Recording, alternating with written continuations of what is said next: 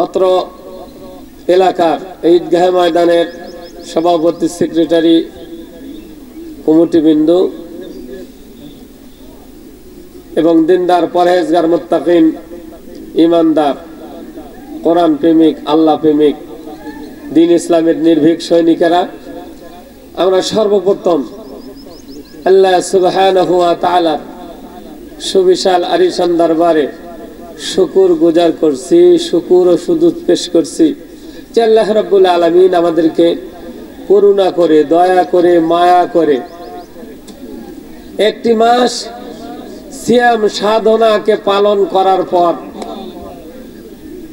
এই সিয়াম সাধনার পুরস্কার দেওয়ার দিনে যে ঈদগাহের ময়দানে বান্দাকে পুরস্কৃত করা হবে, পুরস্কার দেওয়া হবে, সেই ঈদুল ফিতরের ঈদগাহের ময়দানে আসার জন্য, বসার জন্য, সুস্থ শরীরে কোরআন এবং হাদিস থেকে কিছু কথা বলা এবং আপনাদেরকে শোনার জন্য সুযোগ করে দিয়েছেন সেই মনিবের দরবারে, সে আল্লাহ পাকের দরবারে আমাদের অন্তরের অন্তরস্থল থেকে আমরা প্রশংসা আদায় করছি, শুকর ও সুজুদ পেশ করছি, সকলে পড়ছে আলহামদুলিল্লাহ।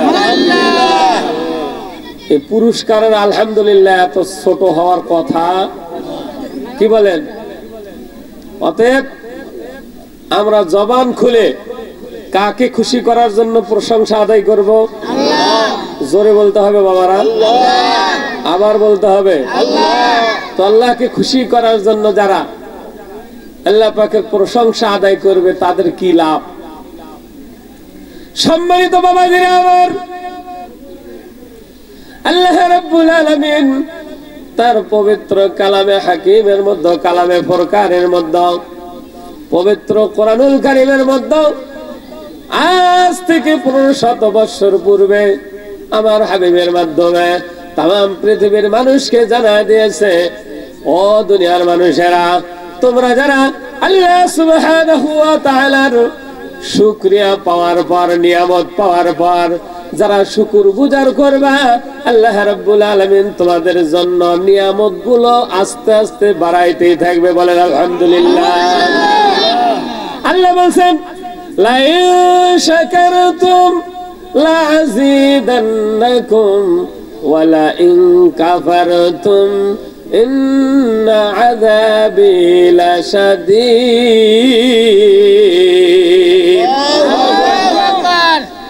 পক্ষান্তরে আল্লাহ বলতেছেন, যাইবে আল্লাহ পাকের নিয়ামত পাওয়ার পর শুকর গুজার করবে না, নিয়ামতের শুকরিয়া আদায় করবে না, না শুকর গুজার করবে, আল্লাহ রাব্বুল আলামিন বলতেছেন যারা অস্বীকার করবে, কুফরি করবে, ওয়ালা ইন কাফারতুম ইন্না আযাবি লাশাদীদ, নিশ্চয় আমি আল্লাহ রাব্বুল আলামিন তাদের জন্য শক্ত আযাব আর গজব রেখে দিয়েছি। নাউযুবিল্লাহ।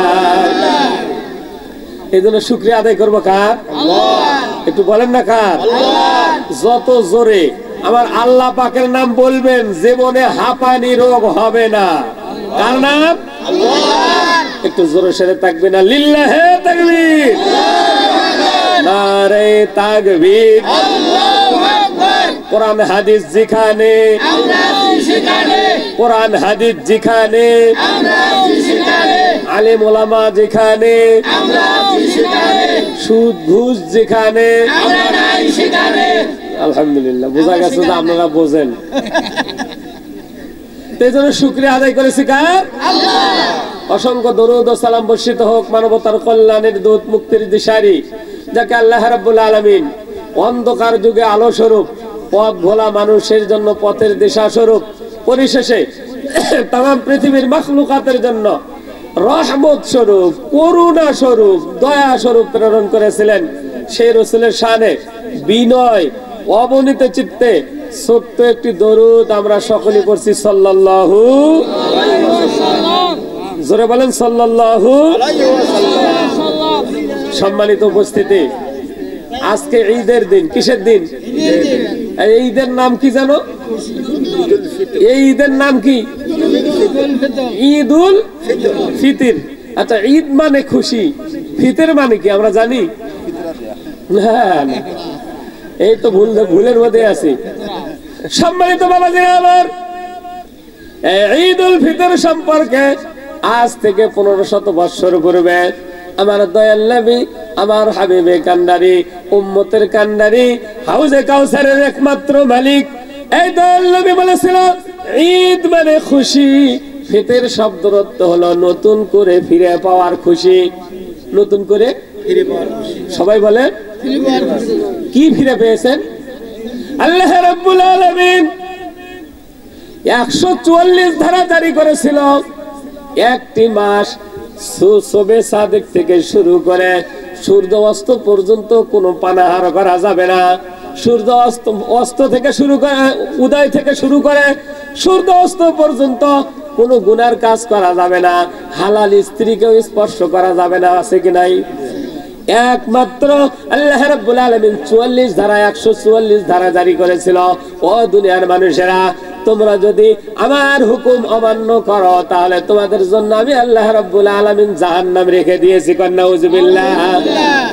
আর যারা আমার এই 144 ধারা ভঙ্গ না করবে, যারা আমার হুকুম আদায় করবে, যারা সিয়াম সাধনা পালন করবে, যারা কিয়ামুল লাইল তারাবিহের নামাজ আদায় করবে, যারা সিহরি খাবে, যারা রোজা বুরুদ পালন করবে, যারা ইফতার করবে, আল্লাহ রাব্বুল আলামিন বলতেছেন তাদের পুরস্কার আমি আল্লাহ রাব্বুল আলামিন আমার নিজ কুদরতি হাতে প্রদান করব। বলেন সুবহানাল্লাহ। তো ঈদ শব্দের অর্থ ছিল খুশি। ফিতর শব্দের অর্থ হলো নতুন করে ফিরে পাওয়ার খুশি। এখন এই যে করোনার মধ্যে ঈদের নামাজ কি আপনারা এইভাবে পড়তে পারছেন? মনে একটা আফসোস ছিল না? যেই করোনা দূর হয়ে গেছে, বলেন আমাদের মনে শান্তি আছে না নাই? তো ঈদ শব্দের অর্থ তো খুশি। আল্লাহ রাব্বুল আলামিন 144 ধারা উঠে নিয়েছে আজকের থেকে, এই জন্য আমরা ডবল খুশি। বলেন আলহামদুলিল্লাহ। তাহলে আমরা একটা জিনিস শিখতে পারলাম, কি বলেন? বলতেছে কোন বান্দা বান্দি যদি ইসলামের ব্যাপারে, দ্বীনের ব্যাপারে একটা মাসালা শিক্ষা করে, কয়টা? একটা। আরে জোরে বলেন না, কয়টা? একটা। বলতেছে 1000 বছর। কয় হাজার বছর? নফল ইবাদত করলে যেই পরিমাণ নেকি হয়, যেই নফল ইবাদত কবুল হয়, কি হয়? বলতেছে ওই পরিমাণ নেকি ওই বান্দা বান্দির আমলনামায় আমার আল্লাহ রাব্বুল আলামিন লিখে দেয়। বলেন আলহামদুলিল্লাহ। তাহলে এই শব্দের অর্থ খুশি। ফিতর শব্দের অর্থ নতুন করে ফিরে পাওয়ার খুশি। গতকাল এ সময়ে পানাহার থেকে যাবতীয় অপকর্ম, পাপাচার সব কিছু থেকে বিরত থেকে সিয়াম সাধনা পালন করার নাম ছিল রোজা। ঠিক কিনা? কিন্তু আজকে কি আমরা রোজা আছি? আজকে রোজা আছে নাকি? ঈদ উল ফিতরের মাঠের 10টি সুন্নাত। কয়টি? সবাই বলেন, আবার বলেন। 1 নাম্বার সুন্নাত হলো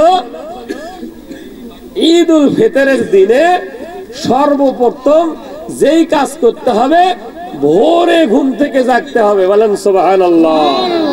কোন সময়? সবাইকে বলতে হবে, কেউ বলতেছে মানে যারা বলবেন না আমি মনে করব তারা ভোরে তো ওঠেনি, ফজর নামাজও পড়ে নাই। এই কথা কি বুঝতে পারছেন? আপনারা যখন নিজেরাই ওই দলে পড়েন তাতে কিন্তু আমাকে দোষারোপ করতে পারবেন। তাহলে ঘুম থেকে কিতে উঠতে হবে? আর সবাই বলে